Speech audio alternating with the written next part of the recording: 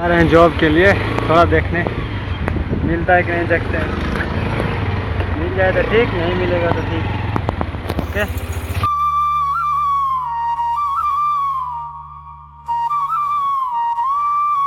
हाँ जी मित्रों, कैसे हो? राधे राधे बोल दो, जय श्री राम। तो आज श्लोक का स्टार्ट करते हैं हम 37। यही पढ़ना है ना? हाँ, यही पढ़ना है। आप भूल जाते हो यार। हमको तो थोड़ा बहुत याद रहता है, आपको पता नहीं।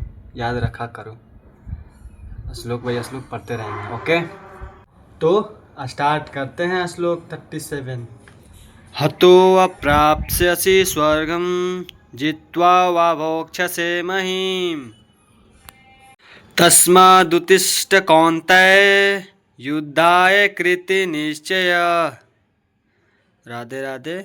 श्लोक को स्टार्ट करते हैं, समझते पढ़ते हैं ना। इसमें अर्जुन सोचते हैं, मतलब कि इसी अध्याय के 6ठे या 5वें श्लोक में बोले थे अर्जुन ने, अगर हम युद्ध करें। पिछले श्लोक में उनको यही संदेह था, अभी भी वही संदेह है कि अगर हम लड़े या ना लड़े।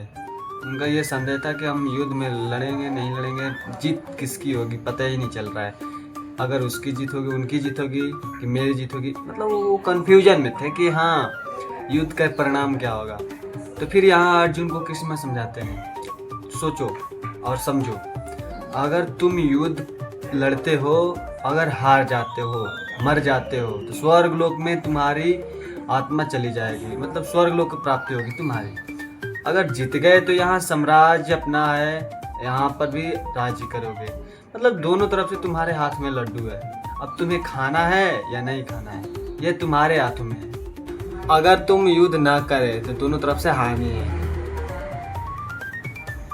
युद्ध अगर ना करे तो दोनों तरफ से हानि है, समझे? दोनों तरफ से कष्ट ही कष्ट है। कोई ताना मारेगा, कोई ये करेगा, कोई यूँ करेगा। नहीं, क्यों युद्ध नहीं किया, इतना महारथी होके फिर भी युद्ध ना किया, इसका मतलब वो डरपोक है। मतलब पिछले श्लोक में बता रखे, समझ जाओ कि हाँ वो हानि क्या है। जब कृष्ण मोहन संधि का प्रस्ताव ले गए थे, उस टाइम कौन्तेय ने बोली थी कि अर्जुन से बोलना कि तुम युद्ध पर अटल रहना, युद्ध करना है तुम्हें, सामने चाहे जो भी हो।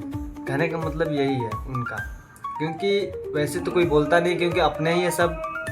ये तो अर्जुन के दिमाग में चल रहा था कि मेरे सब अपने हैं, लेकिन कौन्तेय ने भी बोल दिया, उनकी माँ ने भी बोल दी कि हाँ जाकर युद्ध करना है।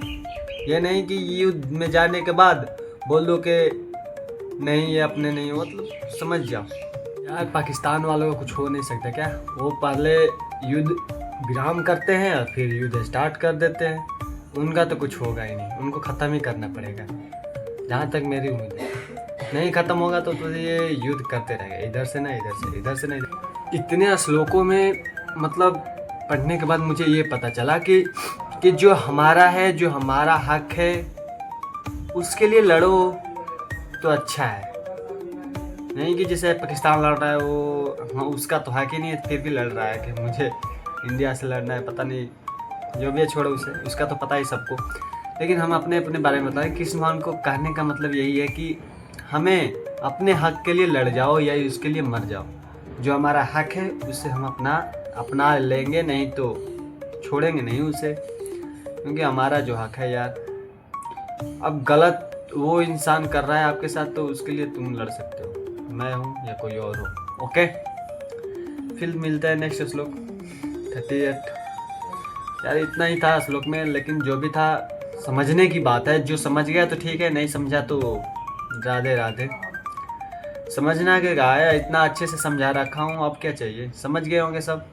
मेरी दुआ, भगवान की दुआ से, मेरी दुआ से नहीं, भगवान की कृपा से समझ में आ जाएगी। थोड़ा बहुत भागवत पढ़ते रहो। ओके, मिलते हैं नेक्स्ट श्लोक। जय श्री राम, राधे राधे।